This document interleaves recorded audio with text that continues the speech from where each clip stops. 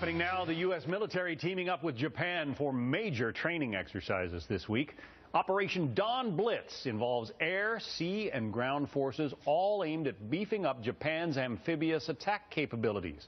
Adam Housley live at Camp Pendleton, California. Adam.